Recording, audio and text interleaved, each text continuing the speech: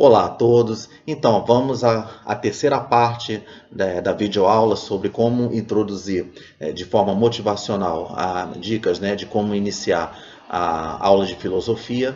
E essa terceira parte eu considero ela tão marcante, muito marcante, porque o que acontece?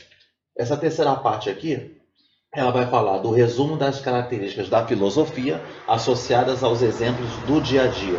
E essa outra parte aqui, da terceira parte, ela vai falar sobre as principais ideias dos pensadores na filosofia grega, e essas principais ideias, que vai na subparte 2 da terceira parte, vão ser muito importantes, falar dessas ideias, das frases, dos principais pensadores da filosofia, como Sócrates, Platão, Aristóteles tem como exemplo aqui o filme Matrix, um filme que foi de 1999. E o que acontece? Então esse filme ele foi muito assim, teve um recorde de bilheteria muito grande, quando teve a Matrix, tipo 1, depois teve seguidos, o segmento desse filme, mais duas partes do filme. Então, o que acontece? A Matrix, e então, para quem já viu, e naquela época foi levantado muito debate a respeito do filme, que associa a Matrix com a filosofia. Então, o Matrix é um ótimo filme que o professor ele pode usar como pegar alguns trechos do filme, não necessariamente apresentar todo o filme, pegar apenas três partes do filme que estão relacionadas com a filosofia, relacionado com as ideias dos pensadores na filosofia grega. Tem tudo a ver. Quando você faz a comparação, o filme Matrix é um ótimo objeto de estudo como exemplo para entender o que é a filosofia de verdade, tá? Outros filmes também, muito assim baseados, que foram inspirados, pelas grandes ideias, de muitos assim pensadores, principalmente assim os filósofos. Então vai ser um ótimo mesmo para poder conseguir entender de vez o que é a filosofia, tá certo? Então o que acontece? Então nessa apresentação que eu vou fazer, ele vai se dedicar ao resumo das características da filosofia, que cada característica que eu for mencionar, eu vou associar com o exemplo do dia a dia, E antes de fazer essa revisão, dos fundamentos da filosofia, o professor, antes disso, o professor, ele pode, quando ele chega em sala de aula, ele pode primeiro, fazer novamente, uma introdução, uma apresentação falando assim. Vamos dizer que eu esteja na rua para fazer a entrevista com algumas pessoas. Ou então, o professor ele pode, claro, até fazer com os próprios alunos em sala de aula, que eu chego para os alunos e falo assim, que eu vou falar o nome de uma disciplina e você associa uma disciplina escolar com os assuntos, com um capítulo da disciplina. Por exemplo, eu falo assim, se eu começo falando a disciplina matemática, então o que o aluno deve fazer? Ele vai falar, na matemática eu estudei função do primeiro grau. Outro vai dizer que estudou conjunto, outro vai dizer que estudou expressões algébricas, e assim vai, geometria também. E aí quando eu falo outra disciplina, eu vou falar língua portuguesa. Aí na língua portuguesa, aí eu começo, aí vai lá, língua portuguesa. Aí o aluno vai falar, língua portuguesa tem a ver com sujeito predicado, substantivo, sinônimos, antônimos e orações, os tipos de orações. E se eu falar física, aí ele vai dizer que estudou velocidade, ele vai dizer, eu lembro que eu estudei velocidade, eu estudei assuntos de eletricidade, sobre espelhos, lentes. E se falar de química, ele vai dizer que vai logo se referir à tabela periódica, que estudou os elementos, que estudou os tipos de reações, nomenclatura relacionado com moléculas, relacionado com átomos, enfim. O que acontece? Então você vê que isso aí é para mostrar que o aluno ele tem recorda de alguma coisa dos capítulos que foram estudados de cada disciplina. Agora, Quando eu falo filosofia, pronto, é aí que a situação começa a ficar complicada. Se eu falar assim, e filosofia? Aí o aluno, alguns pode até dizer que vão lembrar que estudaram assim, eu lembro que na filosofia se estuda essas ideias assim, algumas frases e vai dizer assim dos pensadores, né, vai falar de Aristóteles, Sócrates, Platão e vai ter, mas isso aí é a minoria. Eu acredito que a minoria vai conseguir responder, vai conseguir citar alguns capítulos referentes à filosofia. O que acontece? É muito complicado quando a gente está falando de filosofia, vai haver essa certa dificuldade que o aluno vai ter de falar. Se eu vou para a rua entrevistar as pessoas e eu faço a mesma coisa, menciono a disciplina, matemática, física, química, língua portuguesa, história, geografia também. Se eu mencionar a história, ele vai dizer, eu lembro que vai falar logo do descobrimento do Brasil, descobrimento das Américas, Revolução Francesa, Revolução Industrial. Aí se falar de geografia, vai dizer que eu estudei falar sobre montanhas, planalto, planície, vai dizer que estudou os vulcões, né? E também vai citar a respeito que na geografia se estuda os estados e as capitais do Brasil.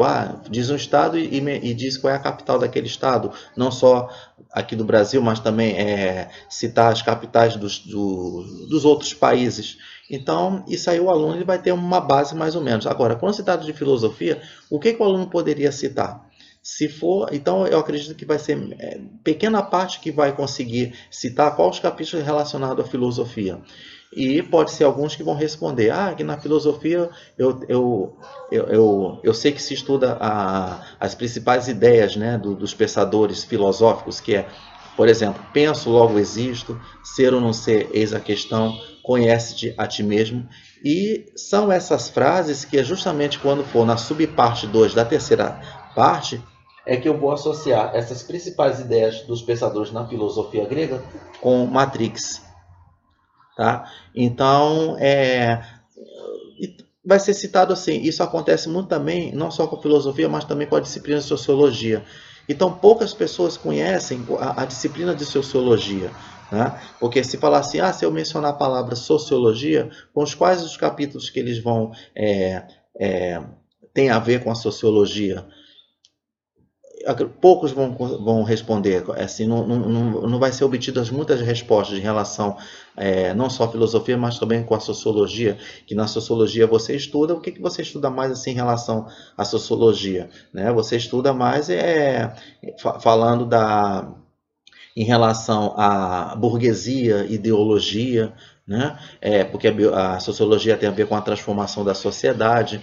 Então, o que acontece? Que na sociologia vai falar muito a respeito de aspectos políticos, econômicos e sociais. Então, vamos ver como é que a gente começa. Pessoal, o negócio é o seguinte, né? Que a filosofia, né, apesar de ser conhecida, né, como disciplina escolar, né, muitas pessoas ainda não sabem, né, muito bem o que ela é, o que a filosofia é e como, né, se aplica no dia a dia, né? É aquela história, né, em relação ao caviar, é a mesma coisa, né? O caviar, eu nunca vi nem comi, eu só ouço falar, não é verdade? Esse trecho dessa música, né, em relação ao caviar, é a mesma coisa da filosofia. Eu ouvi falar, né? Eu nunca estudei filosofia, eu só, né, então eu só ouço falar de filosofia. Então ainda não sei como é que é. Muitos vão dizer que filosofia está associada assim, eu adotei uma filosofia de vida. Então é isso que eles vão, muitos assim vão ter esse tipo de resposta, né? Minha filosofia, meu modo de viver, a minha forma de viver, agora estou adotando essa ideia na minha vida. Então está parcialmente correto, mas a gente pode ir muito mais além disso, né? Então, o que acontece, né? Então, a desvalorização da disciplina, né? Ela aumenta os mal entendidos, tá? Porque, por exemplo, se eu fizer uma faculdade de filosofia, aí muitas pessoas vão falar assim, se eu fizer faculdade de filosofia, não vou ganhar qualquer remuneração, né? Então, eu vou viver apenas filosofando, né? E, vamos dizer assim, vou viver só assim filosofando, né? Vou morrer de fome, vou ficar de barriga vazia se eu me dedicar a essa carreira de filosofia. Não, é por engano, tá? A filosofia, se uma pessoa vai fazer uma faculdade de filosofia, qual o ramo que ele pode atuar, o campo de atuação dele? Ele vai atuar no ensino docente, isso aí, aliás, na atividade docente. Isso aí é o certo, porque lá na filosofia você vai ser um professor de filosofia e que vai ensinar alunos que vai fazer faculdade de filosofia. Vai ensinar alunos que no ensino médio, porque já a filosofia já voltou a fazer parte da grade curricular do ensino médio. Então, quanto a isso, já é uma segurança. Agora, existem outros campos de atuação que o estudante, né, após se formar em filosofia, que vai atuar. Ele pode atuar trabalhando assim no campo jornalístico, que ele vai trabalhar escrevendo, né, textos para serem publicados em colunas de jornal. Você vê que quem lê muito jornal, quem se dedica muito à leitura em jornal e revista, você vai ver que tem colunas ali que é associado à filosofia. Muitos filósofos colocam aqueles textos para justamente serem suscetíveis de serem interpretados, de ter mais uma interpretação. Isso é bacana quando mesmo você no início não entendendo aquele texto complexo, mas você tem que reler várias vezes. Pessoal, é assim, eu fico assim pensando, né, vamos dizer assim, que o professor chega em sala de aula, por exemplo, se eu sou um professor de filosofia, como é que eu continuaria, quais são os outros assuntos que eu posso abordar com a minha turma, né? Eu posso dizer assim, pessoal, muitos assim, quando a gente fala de filosofia, né, quando eu fiz, né, aquela brincadeira lá no início, né, agora da apresentação, falando sobre, né, eu menciono uma disciplina escolar e o aluno fala dos capítulos que se estuda, né, naquela disciplina. E pode acontecer de ter alunos que podem responder assim, filosofia, pode associar com características físicas de um observador filosófico, que a gente fica com aquele pensamento equivocado. Por isso que eu falei daquele assunto que fala dos mal entendidos, porque é assim, que o filósofo ele é visto como aquela pessoa que tem uma pessoa cabeluda, é uma pessoa barbuda ou não, e que é cercado cheio de livros assim, aqueles livros com mais de 1000 páginas, todas empoeiradas, e que o filósofo só vive só filosofando, só fica refletindo, e que é chamado de louco. Ele fala, ele fala bonito, fala frases bonitas, mas que essas frases não servem para nada. Muito pelo contrário, novamente outro equívoco, porque muitas assim, frases que o filósofo, quando ele adota uma filosofia de vida, quando ele tem um pensamento crítico, ele tem a sua opinião, ele questiona, ele fica sempre com dúvida, exatamente isso que é a maior graça, né? Que quando a gente fala que a gente tem sabedoria, porque a filosofia é a busca do saber, né? Porque se você busca o saber, se você quer sempre estar expondo sua opinião própria a respeito de alguns assuntos que são muitos assim abordados dentro do estudo da filosofia, como a gente vai ver, um dos exemplos, por exemplo, a questão do aborto, que fala, né? A gente fala de clonagem, quando a gente fala de alimentos transgênicos. Então são tipo de assuntos que eles fazem parte, né, do universo, de a gente fazer uma reflexão urgente a respeito desses assuntos. Porque quando certos assuntos como como o do aborto, então está sempre tendo polêmica, sempre levanta questionamentos, diversidade de opiniões, né? Então está sempre buscando saber uma resposta assim, mais sensata, que faça mais sentido para todo mundo. Então é isso que a filosofia ele tem esse intuito, né? Ele busca justamente esse campo de você cair nessa diversidade de opiniões. É muito legal você ter uma opinião, o outro dá uma opinião, o outro dá opinião. As discordâncias são constantes. É isso que tem a graça do debate. Porque já pensou, você está fazendo ali um debate, você falando de determinado assunto e todo mundo concordando? Eu concordo. Então se concorda não vai ter debate. Quer dizer, tem sempre qualquer tipo de assunto tem sempre aquele que vai se contrariar, tem sempre aquele que vai ter uma outra visão de determinado assunto. Então é isso, essa diversidade de opiniões é que faz continuar sempre tendo debates, sempre questionamentos, sempre buscando respostas, nunca vai ter respostas corretas, tá? Então, vamos dizer assim, vamos falar então dos requisitos, né, de como uma pessoa ela pode ter, né, um desempenho, né, ser um bom, vamos supor, um perito em filosofia, né? Então, para a pessoa que quer se dedicar nessa área de filosofia, o que acontece? Ela vai ter que ter o primeiro requisito, né? Tem muita paixão pela leitura. Ela tem que ler constantemente. É muita leitura, muita leitura. Mas será que é só filosofia? Ou será que em qualquer outra carreira? Ou outra disciplina? Pode ser matemática, língua portuguesa, pode ser física, pode ser química, pode ser língua estrangeira, como o inglês, né? O espanhol, história, geografia, o que acontece, né? Qualquer disciplina você tem que estar sempre lendo, você tem que estar sempre aprendendo cada vez mais, evoluindo no seu aprendizado para você ter produção,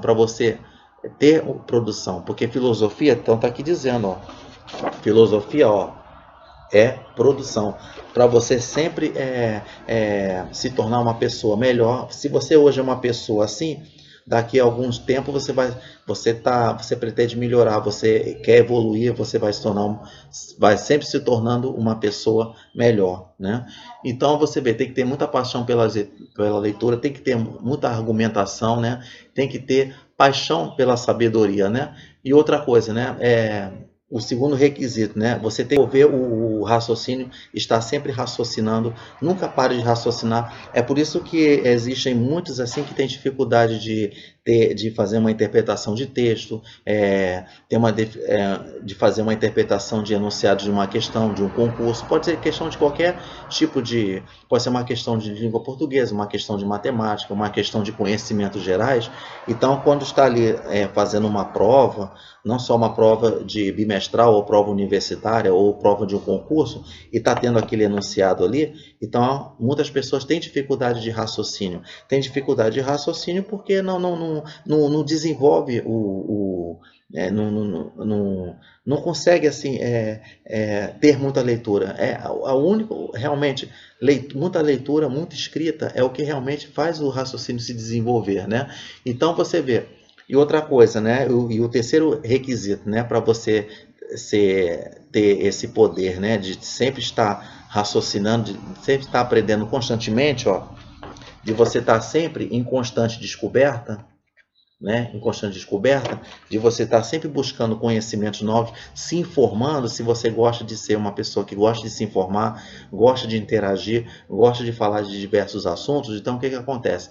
Você tem que ter, né, o domínio da oratória. O domínio da oratória está se relacionado à linguagem falada, né? Sabe aquelas pessoas que têm boa dicção, que falam bem, que conseguem se expressar? Por exemplo, pensa uma coisa e consegue expor os seus pensamentos. Isso é uma coisa muito bacana. Então, a pessoa que tem um bom desenvolvimento de raciocínio, né, um raciocínio, o que acontece? Ela não vai ter medo de ser contrariada. Ela vai falar uma coisa e ela não vai ter medo de os outros acharem que o que ela está falando é besteira, né? Lógico que tudo tem que ter um bom senso, né? Quando você vai falar de um assunto, você tem que ter um conhecimento daquele assunto, por isso que você tem que ler bastante. Então você tem que ter argumentação, você tem que ter discernimento, né, do que você vai, vamos dizer assim, do que você vai, você saber do que você está falando, exatamente, né? Não importa, mesmo que você tenha um maior conhecimento profundo, você vai ser sempre contrariado. É isso que é a graça que tem no estudo da filosofia, né? Então, e o outro requisito que temos é a respeito da clareza vocabular. Você tem que ter uma clareza vocabular. Você tem, na hora que você está lendo um texto, né, ou então na hora que você vai escrever um texto, você tem que ter domínio de vocabulário. Às vezes você encontra uma palavra ali, existem muitos textos assim, até nos livros de filosofia, você encontra muitas palavras complexas, muitas palavras que muitos nunca tinham ouvido falar daquela palavra. Mas se você coloca aquela palavra, mesmo que você não consulte no dicionário, mas se aquela palavra ela está dentro lá do texto, ela começa a fazer parte de um contexto. Então, o que acontece? Você de repente começa a decifrar o que aquela palavra está querendo dizer. Aí você vai lá, consulta o dicionário e vê. Ah, então eu acertei, então foi exatamente isso que eu pensei. Isso é que é legal, é você olhar aquela palavra ali, poxa, aquela palavra eu nunca vi. Ou então, quando você está lendo um texto complexo, principalmente o professor, né, de filosofia, se ele vai dar uma aula de filosofia, porque a intenção, né, o papel do professor é ele dar mais clareza, né, deixar o aluno, né, o aluno ele precisa entender a aula que o professor está passando. Então, o professor ele lê aquele texto complexo e ele converte aquele texto num texto mais simples, com outras palavras. Por isso que existe o estudo dos sinônimos por causa disso, tá? Então, o que acontece? Então, ele tendo esse requisito, junto com os requisitos anteriores que eu citei, então ele consegue fazer com que o aluno entenda. É por isso que é muito importante quando vai falar das principais ideias dos pensadores, né, da filosofia grega. Nossa, tem uma complexidade lá de frases e palavras que a gente nem consegue entender, né? Então, o que acontece? Então você tem que ter dominar toda essa parte assim essa clareza vocabular, né? Você tem o domínio da oratória, você ter, né, o desenvolvimento do raciocínio abstrato, tá? E o outro requisito e último, o que acontece? Você, né, para passar, né, bem um debate, né, sobre filosofia, é você ter uma disposição espontânea da inteligência, né, para você ter uma reflexão autêntica, tá? Então, o que acontece? Se você, né, quando a gente fala de disposição, né, espontânea da inteligência, é você justamente você utilizar, né, você sempre se basear no que é certo, no que é errado, é você se basear no que é o bem e no que é o mal. Porque se a gente tem inteligência, é porque a gente tem capacidade de decisão. Então, o que é ter? Então, capacidade de decisão é uma expressão que está relacionada à ética. A ética é justamente isso, né? Quando for abordado nas partes posteriores, que a ética é justamente isso, você ter capacidade de decisão. Quando você fica entre o sim e o não, que eu expliquei esse esquema, né, de uma forma bem simples, para você entender justamente o que é filosofia. Você tem o caminho do sim e o caminho do não. Duas retas, o sim e o não. Quando você tem uma reta no meio, que fica entre o sim e o não, eu chamo reta do talvez, como eu expliquei na primeira parte do vídeo. Tem a reta do talvez. Nesse talvez aí, é o que está a parte de reflexões, de questionamento, de inquietações. Então, uma pessoa que é inquieta, é justamente aquela pessoa que gosta de estar em constante descoberta. Está aqui. Aquela pessoa inquieta, é aquela pessoa que está sempre tendo opinião própria, pensamento crítico, que está sempre buscando, às vezes pergunta tanto, mas obtém poucas respostas. Não importa, mesmo que você não consiga uma resposta definitiva, continue sempre perguntando, nunca esperando uma resposta assim, por enquanto, aquela resposta imediata, né? Pode ser que as respostas venham depois com as outras perguntas, tá? Então nesse campo do talvez é que justamente é o que está a filosofia, né? Então é isso quando a gente fala assim de querer ter disposição espontânea da inteligência, é justamente isso. É você ter capacidade, tem hora que você vai dizer sim, e em outra situação você vai dizer não, né? É por isso que a gente tem que sempre, em algumas situações, aprender a dizer não. Quantas vezes você vê pessoas que sempre estão dizendo sim, sim, sim o tempo todo, como eu havia já abordado nas partes anteriores do vídeo a respeito disso, né? Essa pessoa que não consegue dizer não, né? Só sabe dizer sim, sim, sim, aceita tudo passivamente. Qualquer coisa que uma outra pessoa dá uma resposta para você, será que eu tenho que logo de imediato concordar? Não, eu não posso concordar de imediato. Eu tenho que primeiro analisar, ter a capacidade de analisar. Então, essa capacidade de análise, de você ter o poder de decidir o que você vai fazer, você fica nessa inquietação. Então, é a disposição, né, espontânea da inteligência, né, para você ser autêntico, você ter uma autenticidade, de você ter uma opinião própria, tá certo? Então tá bom. Então, concluído nessa parte que eu falei, mostra que todo homem, né, ele tem a capacidade de pensar filosoficamente, né? Então tá aqui. Eu quero falar na parte de filosofia, né?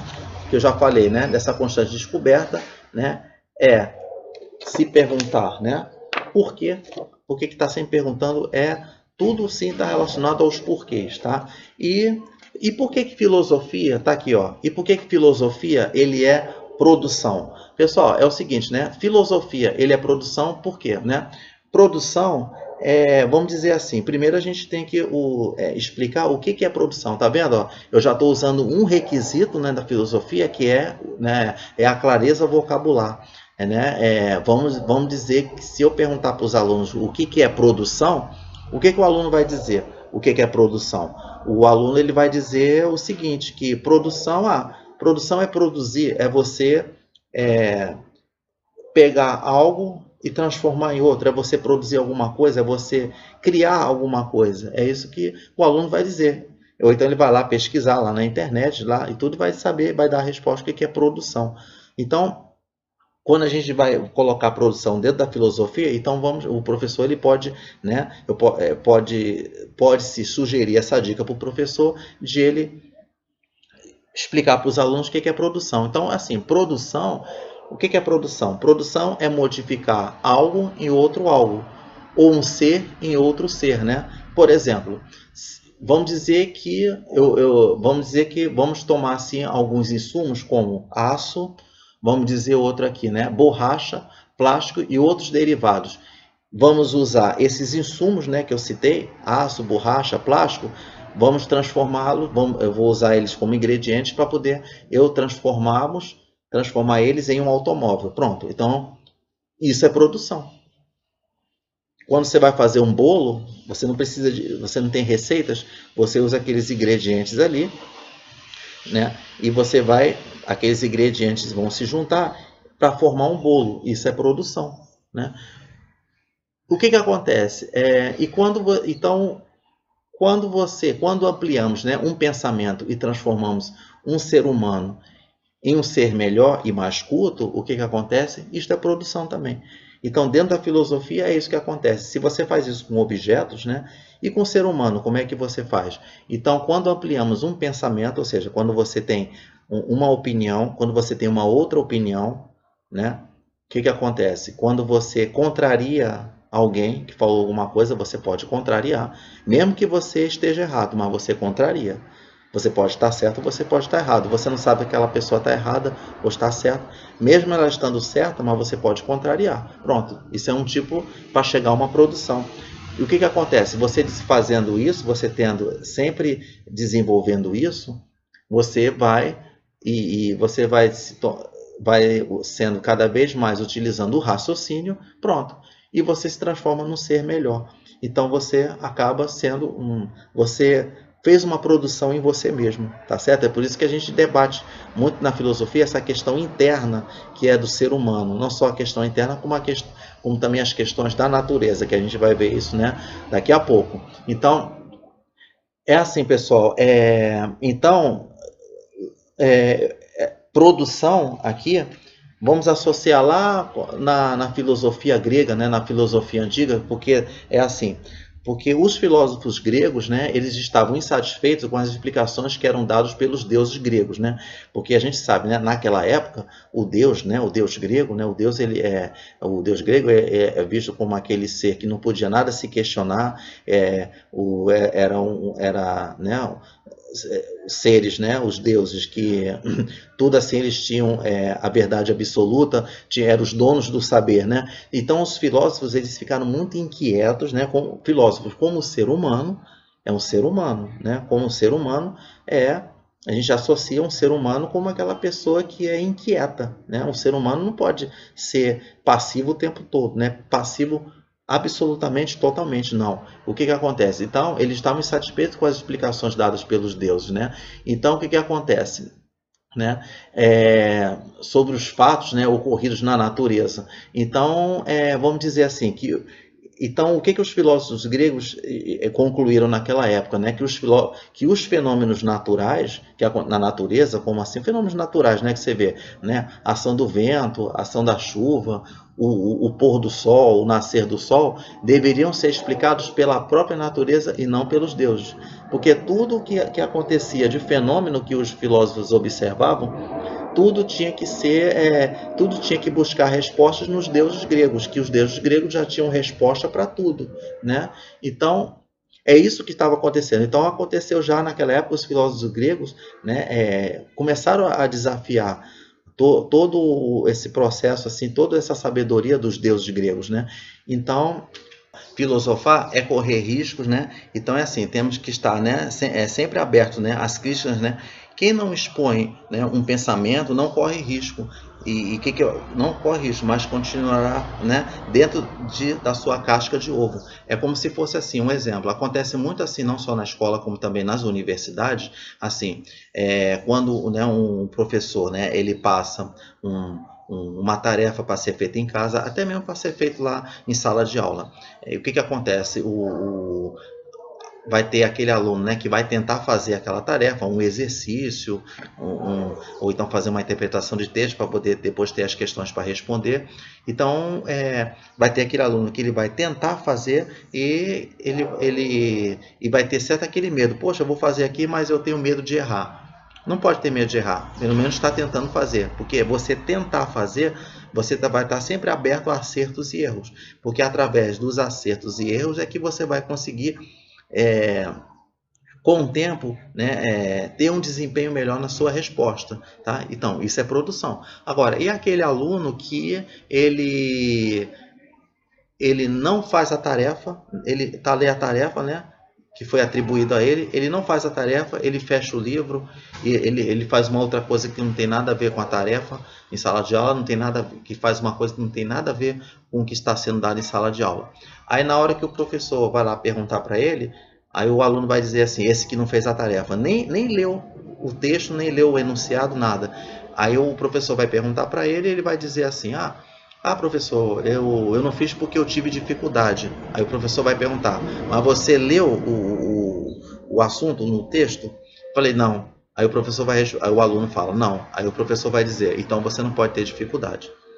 Então você não vai ter dificuldade alguma, né? Porque, enfim, então você não vai ter nada, você vai estar sempre preso ali, vai estar tipo assim numa caverna, né? Você nunca vai sair daquela caverna, não a caverna de forma física lá, a caverna mesmo, né? Mas a caverna que tem aqui no seu interior. Você nunca sai daquilo, vai ficar sempre preso àquilo, esperando algo vir com mais fácil. É por isso que tem que fala assim, que tem aquelas pessoas que falam assim, que eu quero, né? Eu peço e ganho. Quer dizer, o que vai se esperar de uma pessoa que quer e que pede e que vai ganhar sem ter se esforçado? É isso que acontece.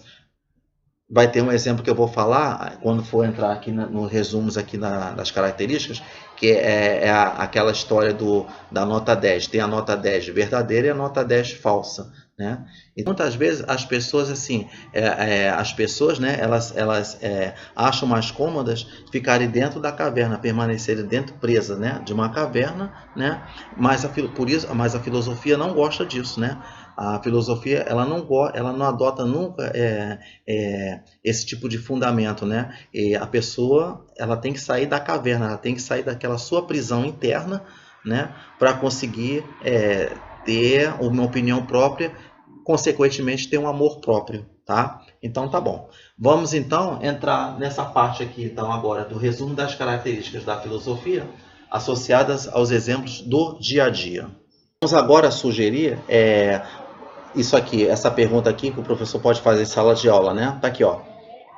qual o objeto do estudo da filosofia? Então, qual o objeto? Então, fazendo aqui o resumo, está aqui, ó, o objeto, né? Qual seria o objeto do estudo da filosofia, né? Eu preciso de ter aqueles objetos para poder eu conseguir aplicar a filosofia naqueles objetos. Eu vou aplicar em quem isso, né? Tá aqui. Eu vou aplicar, tá aqui, ó. Seria no próprio ser humano, né? No próprio ser humano, porque aí no ser humano vai ter seus conflitos, né? Vai ter suas crenças, suas dúvidas e tudo aquilo que o cerca. E não só também o ser humano, como também a natureza. Então, os dois objetos de estudo da filosofia é o ser humano, né? Em relação aos seus conflitos internos, né? A todas as suas questões internas e também a natureza. Também é objeto de estudo, tá? E vamos ver então como é que acontece isso daqui, né? Porque assim, quando a gente vai falar dos conflitos internos, né, do ser humano, das suas questões internas, vamos dar aqui o exemplo, vamos ver outro aqui. Vamos ver aqui, ó. Tá aqui. Tá aqui. Vamos começar. Quais são essas questões internas do ser humano, esses conflitos internos? Tá aqui, ó. Vamos dizer que está falando aqui dessa primeira parte, assim, ó. Os males que afligem, né, o mundo contemporâneo. Então, quando o professor ele coloca no quadro, ele escreve isso aqui, os males que afligem o mundo contemporâneo, quais seriam essas margens que afligem o mundo contemporâneo? Vamos dizer assim, pode ser, né, a corrupção política, por exemplo, a criminalidade, a miséria econômica. Então, são um dos assuntos que afligem o comportamento do mundo contemporâneo, né? Que isso aflige as questões internas do homem. Além disso, quais são os outros exemplos que temos, né? Que podem gerar uma polêmica, né? Que pode mexer que pode fazer o ser humano desenvolver as suas inquietações, os seus questionamentos, as suas reflexões, todas as que ele pode discordar, que mexe com ele, que ele pode ficar entre o sim e o não, para saber o que ele vai escolher. Aqui, ó, outro exemplo que temos aqui, ó. Tá aqui, ó. Temos o aborto, né? Os direitos, né, dos animais, né? Temos os direitos humanos, temos aqui, né, direito das crianças, né? Temos questões ambientais, ética nas profissões, guerras, liberdade de expressão, células-tronco, ó, células-tronco, temos aqui os alimentos transgênicos e aqui a clonagem. Então, você vê que todos esses assuntos também, você pode ver, você sente que existe, eles são colocados para todos e que isso aí gera um grande debate, porque num grande debate é que justamente vai ter essa diversidade de opiniões. Quando, por exemplo, eu falo aqui do aborto, o aborto você vê que é um assunto ali que gera muita polêmica, né? Que você vê que em certos países já foi adotado o aborto, né? Enquanto que outros países, né, o aborto ele ainda é considerado crime. A mesma coisa acontece em relação aos direitos dos animais. Em alguns países, né, os animais eles são sacrificados, né, para fins de pesquisa, para a melhoria da saúde, então para a cura de doenças como o câncer. Então, alguns animais, né, eles são sacrificados, os animais pagam um preço para justamente ter esse avanço nas pesquisas na cura de algumas doenças, né? E guerras também, guerras é algo assim também que a gente pergunta qual o propósito das guerras, né? Por que existe a guerra? Aí fica perguntando, aí você fica questionando, para que serve a guerra? A guerra será que serve para ter controle populacional, para ter controle da mortalidade, controle da natalidade, enfim.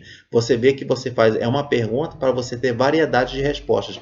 Então, quando você faz uma pergunta e você tem variedade de respostas como hipóteses, então pronto, isso aí também isso é uma coisa, está na dimensão da filosofia, tá? Tá ali, células-tronco, né? E a questão que estava muito em debate, que era muito debate até em programas de TV, em jornal, revista, em todos os tipos de veículos de comunicação, foi em relação à clonagem. Tanto que clonagem é um assunto que serviu de inspiração para filmes, para novelas, e que o assunto estava sendo sempre debatido sobre relação à clonagem. Clonagem humana, então, para você ver, E tem até aquela possibilidade de querer que os dinossauros, né, esses seres vivos, né, que dominaram o planeta durante muitos milhões de anos, e estão querendo a volta desses animais, dos dinossauros, justamente para poder conseguir estudar o comportamento de como eram os dinossauros naquela época, que viam naquela época, como é que era o comportamento deles, qual era a forma de que eles, né, abordavam a presa, enfim, toda a natureza dos dinossauros, querendo voltar com os dinossauros, né?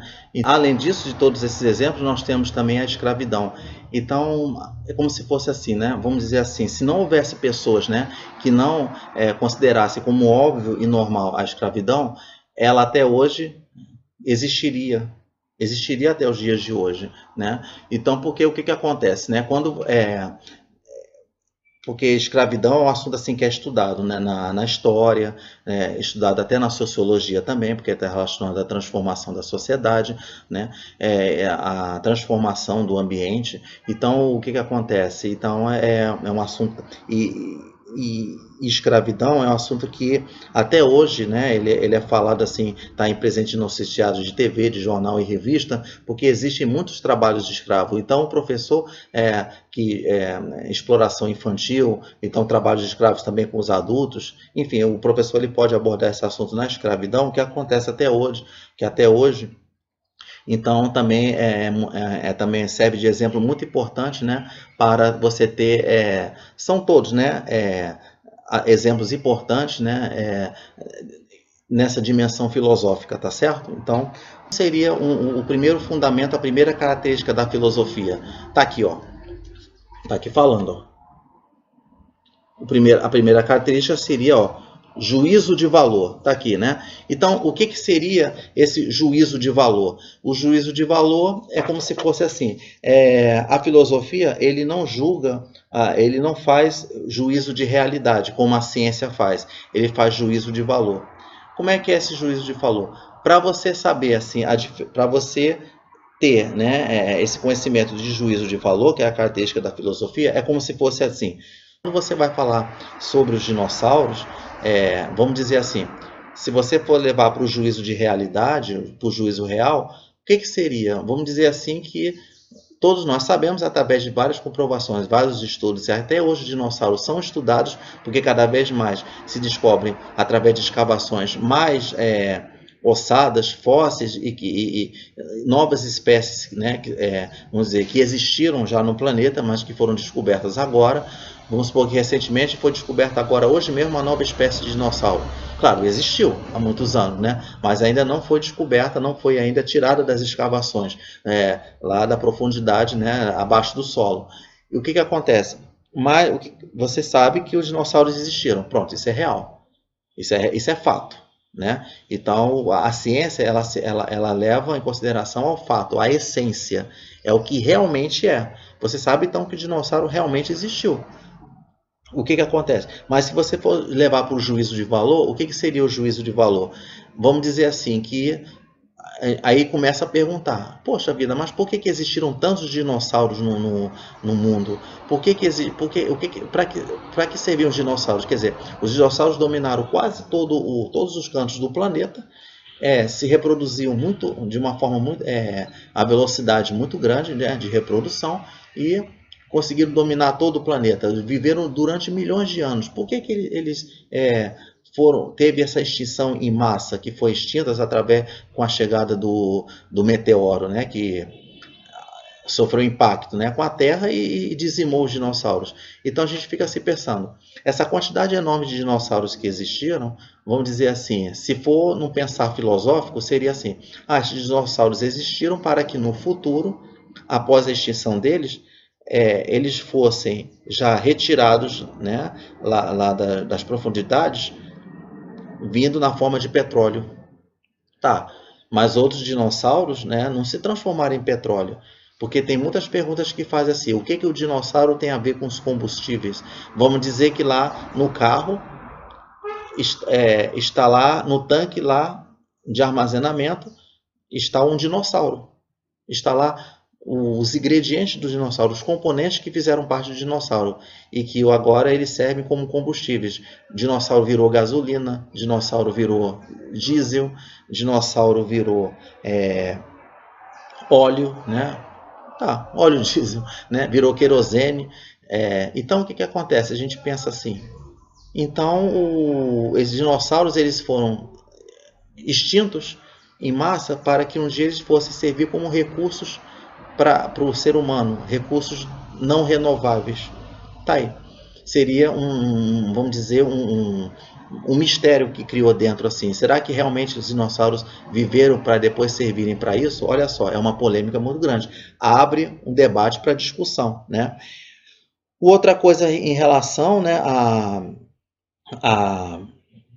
ao juízo de valor, é justamente o que eu falei em relação quando você tira 10 verdadeiro e 10 falso, como eu havia falado. Então, se você tirou um 10 verdadeiro, é porque foi resultado do seu esforço, porque você se esforçou, você buscou ali as respostas que você queria através daquele enunciado, você raciocinou, você fez a prova de uma maneira, né, honesta, vamos dizer assim. Então, você procurou as respostas, você tentou fazer e você conseguiu tirar o 10. E vamos supor que tem aquela pessoa, agora a pessoa que tirou 10 falso, o que acontece?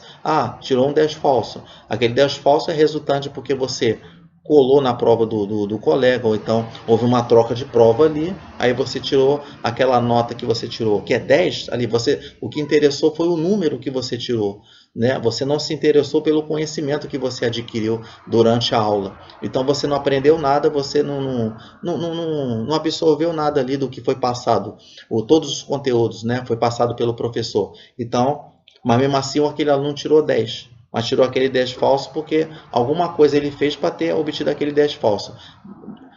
Mas com certeza de maneira honesta não, né? Então também isso aí é tipo também um juízo de valor, né?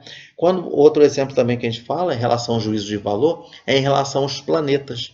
Então quando você tem lá os planetas lá que você vê assim, tem um planeta Terra aqui. O planeta Terra ele é o planeta que oferece todas as condições para haver vida. E você fica perguntando, e para que existem os outros planetas? Quer dizer, os outros planetas que estão lá no espaço, junto com que faz parte do sistema solar, e planetas que fazem parte de outro tipo de sistema, de outras galáxias ou da mesma galáxia, vamos dizer. Então, será que os demais planetas que não têm vida, surgiram também só para ocupar espaço? Não. Não pode pensar assim. Se os planetas existem, é para alguma coisa. Se aquele planeta, Terra, Vênus, Saturno, Urano, Netuno estão juntos lá, aqui com a Terra, né, que fazem parte do sistema solar junto com a Terra, tem algum significado. Vamos dizer que o planeta Terra foi a vez dele de ele abrigar vida e que o planeta Terra um dia vai acabar e que o próximo planeta que vai abrigar vida pode ser o planeta Marte, ou pode ser o planeta Mercúrio, ou o planeta Vênus, ou o planeta Mercúrio ele já foi um planeta que já abrigou vida. Será que o planeta Vênus também já abrigou vida? Foi a vez da Terra, agora vai ser a vez de Marte que vai abrigar. Aí quando chegar a Marte não ser mais útil, né, para abrigar vida, o próximo planeta vai abrigar vida. Olha só como é meio assustador pensar assim. E isso é um pensamento sob o observador filosófico. O observador filosófico ele pensa dessa maneira, né? Ele raciocina. Ele não busca, ele está falando uma coisa que não se pode provar, mas ele usa o raciocínio, ele dimensiona a sua inteligência. É isso que é ser inteligente, é você pensar, será... Mesma coisa que falar, será que existe vida em outros planetas? Pronto, você fica se pensando, você dá um juízo de valor para aquele planeta. Se aquele planeta está ali, o outro planeta que você não conhece, que é estranho, você sabe que ele está ali, o planeta, você sabe que ele existe aquele outro planeta. Isso é juízo de real, porque você sabe que ele existe, ele é como ele é. Mas como é que é ele além disso? Será que tem vida em outro planeta? Vamos dizer que se tiver vida, por exemplo, em Marte... Vamos dizer que por exemplo, a criança acha que tem marcianos lá no planeta Marte, né? Marcianos. De repente o marciano está perguntando também, será que tem vida no planeta Terra? Já pensou? Se existe uma outra forma de vida em outro planeta, aquela outra forma de vida, se estiver observando a Terra, ele também vai estar perguntando, será que existe vida na Terra? Pronto. Isso é um juízo de valor. Tá vendo como é que é? Tá vendo como é que, se tiver vida em outros planetas, as outras vidas também, de uma certa forma, também está filosofando. Tá certo? Então, para você saber sobre esse negócio de juízo de valor, vamos então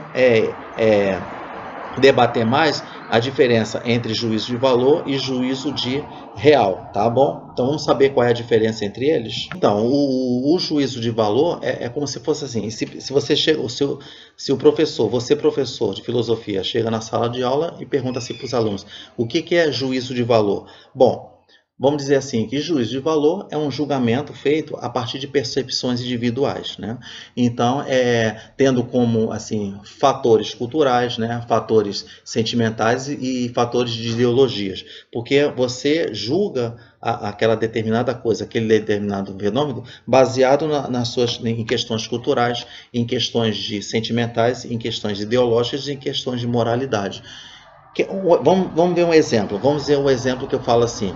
O exemplo que eu posso dizer, eu falo assim, a menina é alta e magra. A menina é alta e magra. Quando eu falo que a menina é alta e magra, ela é alta e magra porque ela realmente é alta e magra. Isso é o quê? Isso é juízo de valor? Não. Isso é juízo real. Porque realmente se apresenta como a pessoa as características dela. Ela realmente é alta e magra. Pronto, isso é juízo real, né?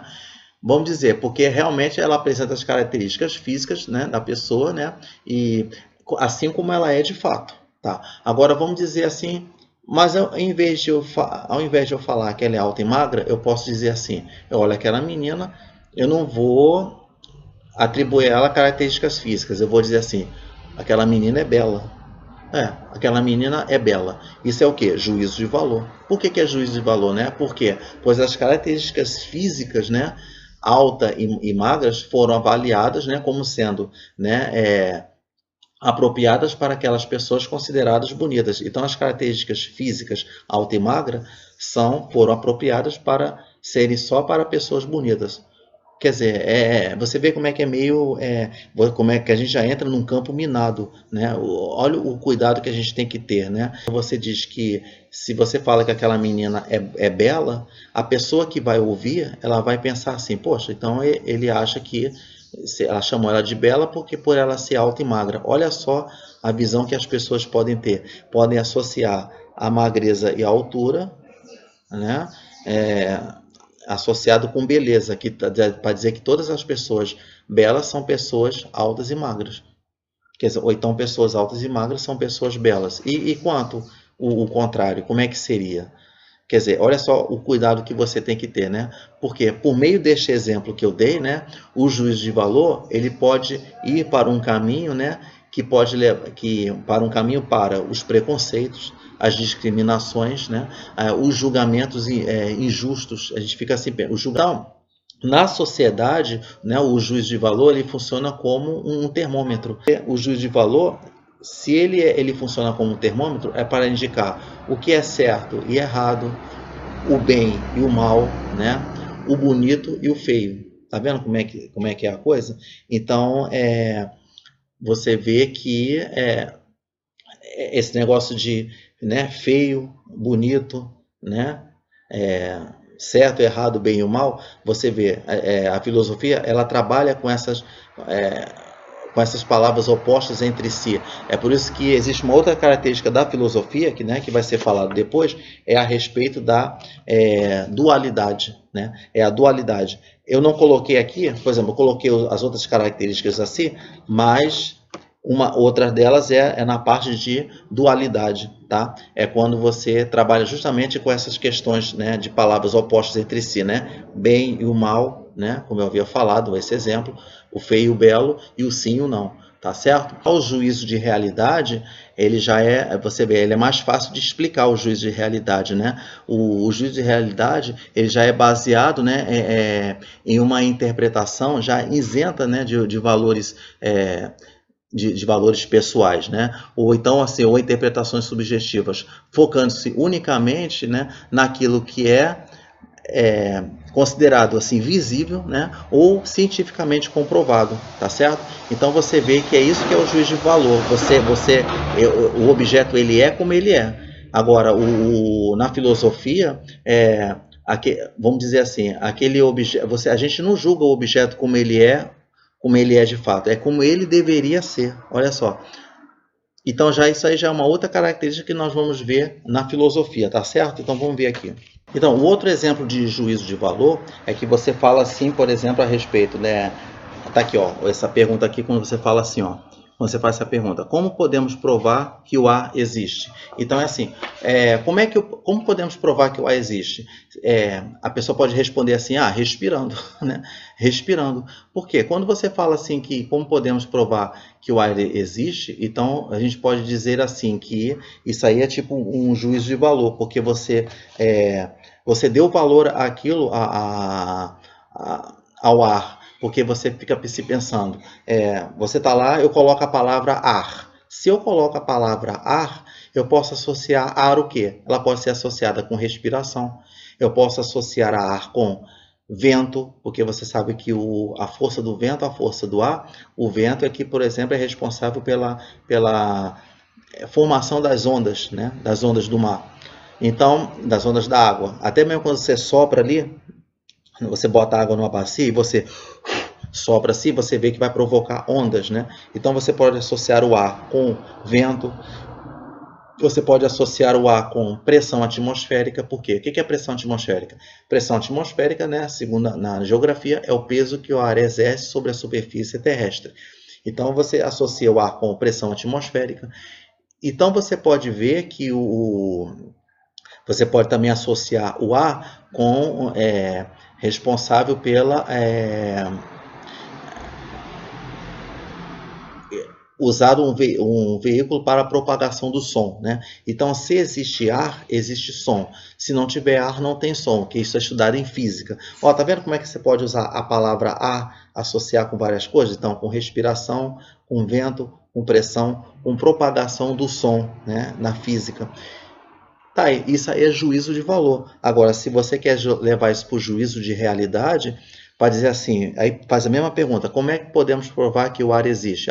Eu tenho que fazer um experimento, um experimento simples de ciências, né, que prova que o ar existe. É só você pegar um saco plástico, tá ali, ó, plástico, você faz assim, ó, pronto, na hora que você fecha o saco plástico, mesmo você não assoprando, você pega o saco plástico, ó, você vai ver que tem hora que ele vai encher de ar. Aí você vai ter que fazer assim, tem que amassar o plástico para poder fazer o ar escapar. Pronto.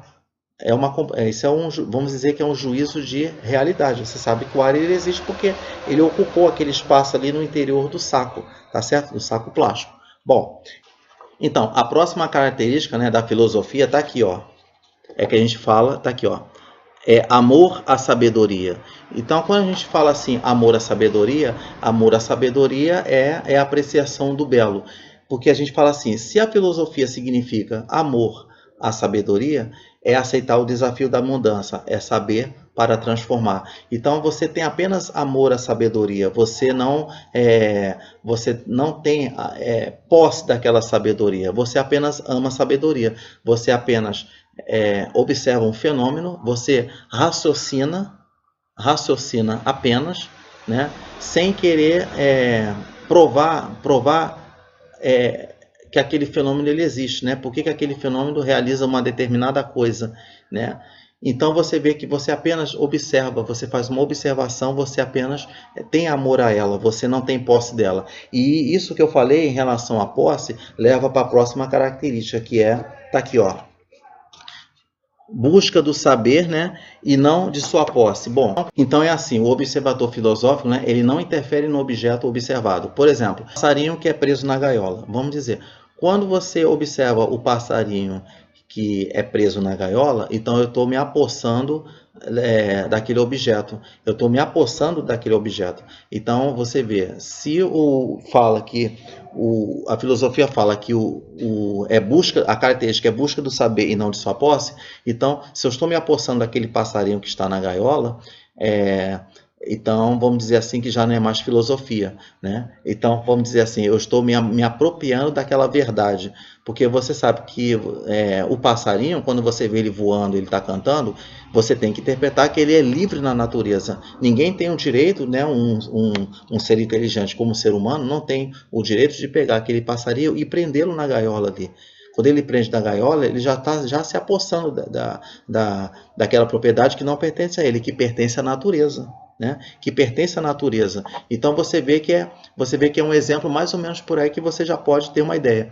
O outro exemplo também que a gente pode ver é em relação, por exemplo, ao conceito, né, de vida, amor e inteligência. Vamos lá. Até hoje estão querendo buscar uma forma de como se definir o que é realmente a inteligência. O que é inteligência realmente? Por mais assim que a gente explique a inteligência, até eu havia explicado, né, conceituado que é inteligência, mas o que é realmente a inteligência? Tá vendo? Não dá para saber. Tá vendo como é que você não pode ser o dono da verdade? Ninguém pode chegar e dizer assim, não, eu sei o que é inteligência. Eu finalmente descobri qual é o verdadeiro conceito de inteligência. Eu definitivamente consegui o que é o amor. Eu já sei o que é o amor, eu já sei definir o que é o amor, já sei que é definir o que é vida. Isso é ser dono da verdade. E não é, pessoal. Não adianta, amor você sente, vida você sente, inteligência você também sente, tá?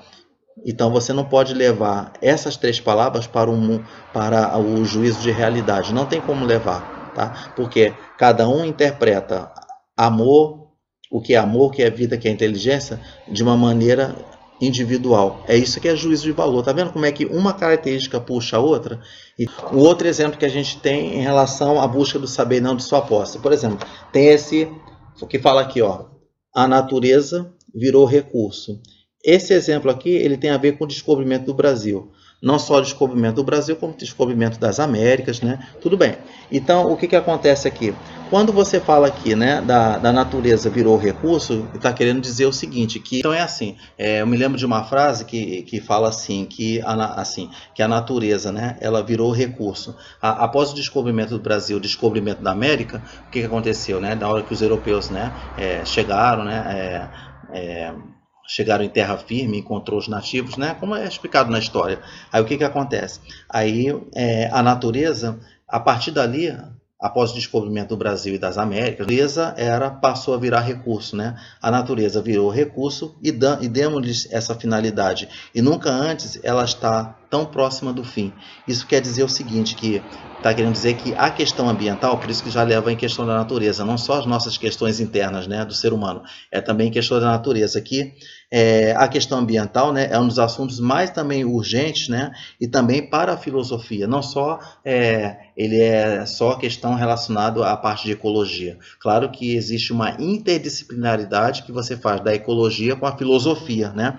Então você vê, isso é um outro exemplo de objeto de posse, quando você se apossa daquele recurso que não é seu, ele pertence à natureza.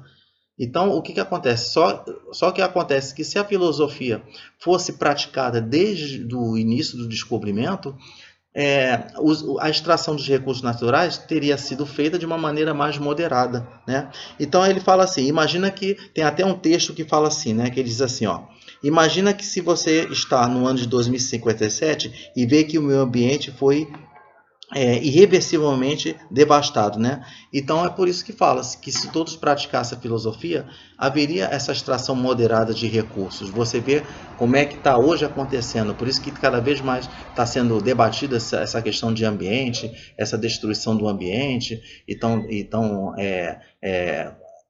desenvolvendo projetos, né, para que o ambiente não fosse tanto assim destruído, né, de uma maneira exponencialmente, de uma maneira muito agressiva, de uma forma muito violenta, que o ambiente está sendo cada vez mais agredido, né? Então você vê, esse é um exemplo de buscar entender a natureza, o que a natureza está querendo passar para a gente, né? Tá certo que tem os recursos que são oferecidos, mas que peça que esses recursos sejam extraídos de uma forma natural. É por isso que existe esse processo de reciclagem que fazem essas campanhas, esses projetos de reciclagem de atividade sustentável para que os recursos naturais não acabem de uma maneira muito rápida. Tá vendo? Isso aqui é também praticar filosofia, você adotar essa filosofia de vida em relação ao ambiente, né? E ter a nossa conscientização a respeito disso. Bom, então é isso, né? A outra característica da filosofia, está aqui, ó. Outra, questionamentos, né? Tá ali, reflexões e dúvidas. Bom, então é o seguinte, o professor de filosofia, quando ele for abordar essa característica, o que ele pode fazer? Por exemplo, eu recebi aqui, né, através de mensagem, algumas ilustrações. Aí quando eu li essas ilustrações, eu falei, poxa, eu vou utilizar essas ilustrações para associar com essa característica do questionamentos, né? Reflexões, né? E dúvidas. Então vamos lá. Eu peguei aqui, tá vendo? Eu estou usando um recurso, né? Olha lá, um recurso, tá aqui. E eu vou pegar um exemplo. Ó. Eu pego aqui esse exemplo aqui, vamos ver. Vamos ver, pegar aqui. Tá aqui. Eu peguei aqui, ó. Tá aqui dizendo, né? Uma frase que fala aqui, ó. Tá aqui a frase, ó. Ó, tá aqui. Ele diz assim: milhões viram a maçã cair, mas só Newton perguntou por quê. Então, tá vendo como é que é?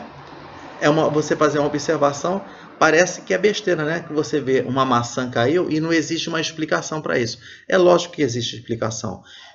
Muitas veem a maçã cair, tá lá. Outros vão dizer que a maçã caiu porque amadureceu, está pronta para ser, já está numa fase de comestível, né? Pronto para servir de alimento, beleza. Mas por que a maçã caiu? Então ele fala que é a frase de Bernard M. Baruch, né? Ele diz: milhões viram a maçã cair, mas só Newton perguntou por quê. Tá vendo? Ele perguntou. Aí tá no final assim, ó, questione. Olha o exemplo aqui. Pronto, é o exemplo de questionamento que é relacionado à filosofia, tá? Então, deixa eu ver outro aqui, o exemplo. Vamos ver aqui, ó. Vamos ver aqui outro. Tá lá. Mesmo não tendo a ver com o exemplo de questionamento, tá aqui, ó. Tá aqui, ó. Tem essa frase aqui, ó. Tá aqui. Aí a frase diz assim: só os tolos sabem de tudo. Olha só os tolos sabem de tudo. O sábio aprende algo novo todo dia. Pessoal, olha só como é que pode, né? Então ele está relacionado, deixa eu ver aqui, tá aqui, ó. Tá relacionado, ó, tá aqui, ó, com qual que é a parte aqui, ó? Filosofia. Constante descoberta, tá vendo? Então tá aqui, ó. O sábio aprende algo novo todo dia, né? Tá aqui, ó, porque tá em constante descoberta, tá? Então, vamos ver uma outra aqui. Outra aqui interessante, tá aqui, ó. Vamos ver aqui, vamos ver. Tá aqui dizendo aqui, ó. Uma outra aqui, ó. Outro exemplo aqui. Associado nos exemplos do dia, nas características, né? Associados com exemplos do dia a dia. Aqui tá dizendo: comecei a ser livre quando descobri que a jaula é feita de pensamentos. Olha só como é que pode, né? Essa coisa de desenvolver pensamento crítico, essa coisa de você questionar, refletir, de você ter opinião própria, de você, né? Enfim, tá tudo dizendo assim. Você vê que as frases dizem tudo, né? Quando a jaula é feita de pensamentos, quando a pessoa é livre, então isso aí, a pessoa não é alienada, é uma desalienação, né? É uma desalienação. Então você vê, olha só que interessante, vamos ver uma outra aqui, pegar aqui, ó, a gente aproveita, pega os vários exemplos aqui, vamos ver aqui outros aqui. Vamos ver se estiver aqui procurando, vamos ver aqui, ó, tá lá, vamos ver se tá aqui. Deixa eu ver se ainda vou ver se eu consigo. Vamos lá? Porque são tantos aqui os exemplos que a gente usa. Vamos ver aqui.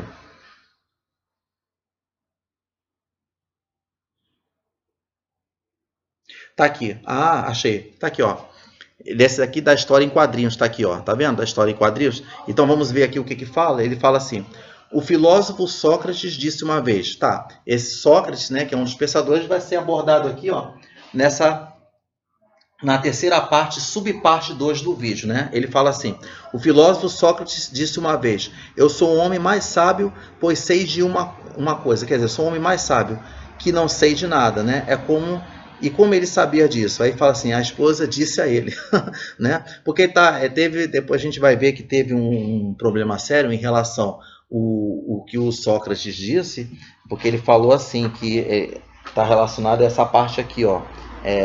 É a busca do saber e não de sua posse, tá vendo? Então, foi muito relacionado a essa ideia de querer ser dono da verdade, ser dono absoluta, que só ele sabia de tudo. Isso aí é muito complicado, que a gente vai abordar na subparte 2 da terceira parte do vídeo, tá? Bom, então, tá aqui. Deu os exemplos aqui relacionados, tá? Vamos a outra parte aqui, né, que eu já vi, né, já vi que eu falei, é sobre raciocínio e razão. Então é assim, quando você está desenvolvendo o raciocínio e a razão, quando você desenvolve o raciocínio e a razão, e o que acontece? Você tem que ter sempre utilizar o raciocínio para quê? Para que você consiga ter uma melhor interpretação de texto, para você conseguir interpretar os enunciados de diversas questões, mesmo que você tenha dúvida das questões, mesmo que você tenha dificuldade de resolver, a gente tem que pensar o seguinte, a filosofia ela está aí justamente para isso, né? É para que você use o raciocínio não só para estudar filosofia, mas é para estudar outras disciplinas. Se você tem dificuldade em resolver um problema de matemática, se você tem dificuldade de resolver um problema de física e química, interpretar um texto de língua portuguesa, interpretar textos de história, de geografia, o que acontece? O que falta justamente o desenvolvimento do raciocínio, que você tem que raciocinar para você entender o que a questão está querendo passar. Então, a filosofia ela tem esse papel muito importante. É por isso que alguns dizem, né, alguns autores, até alguns pensadores na época antiga, falam que tudo começou, todo o processo de conhecimento de outras áreas, nas áreas de ciências biológicas, nas áreas de ciências exatas, tudo começou a partir da filosofia. Então, vamos dizer, alguns até arriscam em dizer que a filosofia é a mãe de todas as demais disciplinas. Será que pode ser verdade? Pode ser. Pode ser. Então você tem que. Então a gente pode usar a crença. É por isso que a gente fala. Qual é o objeto de estudo da filosofia?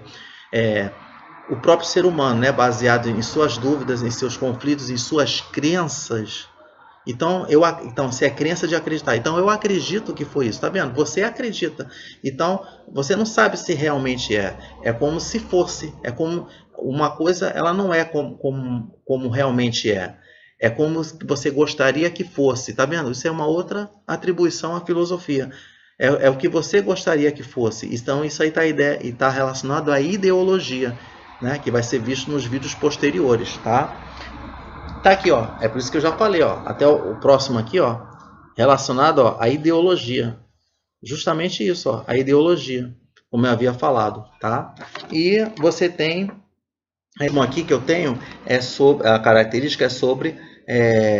problemas metafísicos. O que é problemas metafísicos? Vamos dizer assim, que problemas metafísicos tem a ver com metafísica. Aí você usa o requisito com uma riqueza vocabular justamente para você explicar o que é algo metafísico, uma coisa metafísica. Metafísica, ela significa que você vai além de, né? Então, justamente é isso, que quando você faz uma observação, quando você observa um determinado fenômeno, então, o que acontece? Você primeiro faz um juízo de realidade. Você vê, ela é como realmente é, como ela está mostrando para você, que a sua visão ela capta isso, né? É um sinal elétrico, né? Você descreve aquilo como realmente você vê. Agora, quando você quer fazer um problema metafísico, é quando você quer atribuir justamente o juízo de valor. É por isso que eu havia explicado o que é um juízo de realidade e um juízo de valor. Porque o juízo de valor, você vai além daquilo que você vê de características físicas, ou então de características visíveis ou comprovadas cientificamente, mas você quer ir além daquilo. Você quer, você tem assim, vamos supor que aquilo que você está observando deve ter um significado muito mais do que aquilo que você está observando, né? Então, é a mesma coisa em relação ao exemplo, né? Da observação, né? Dos alienígenas, né? Tá aqui, ó, dos alienígenas, tá? Quando você sabe se tem vida em outro planeta, então, quer dizer, você está vendo além daquilo que você está observando. Então, pessoal, essa foi a terceira parte, subparte 1 dessa apresentação, que eu associei o resumo, fiz o resumo das características da filosofia, associadas com os exemplos do dia a dia, e eu espero, né, ter esclarecido tudo assim, que essa sugestão pode ser abordada em sala de aula, pode ser feita algumas modificações, e o professor ou a pessoa que aprecia a filosofia, essa disciplina que estiver assistindo, né, pode querer servir, né, dessas dicas que eu apresentei, e pode querer enriquecer mais ainda, servir de inspiração para poder desenvolver a metodologia de ensino, de como ensinar de uma maneira mais assim esclarecedora a respeito da filosofia, tá certo? Então, até a próxima, então muito obrigado e até lá.